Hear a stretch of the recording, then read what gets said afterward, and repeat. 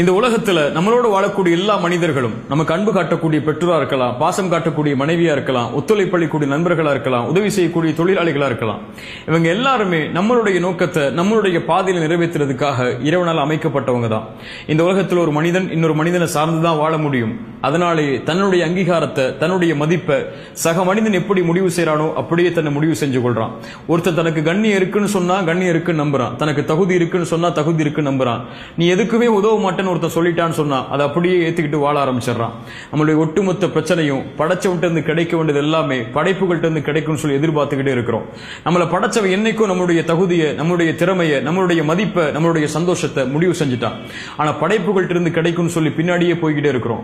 படைப்புகள் இன்னைக்கு நம்மளை உயர்த்தும், நம்மளை தாழ்த்தும், இன்னைக்கு புகழும், நாளைக்கு இகழும், இன்னைக்கு நேரம் கொடுக்கும், நாளைக்கு நேரம் கொடுக்காது, இன்னைக்கு அன்பு காட்டும், நாளைக்கு அன்பு இல்லைன்னு சொல்லி திரும்பி போயிரும்.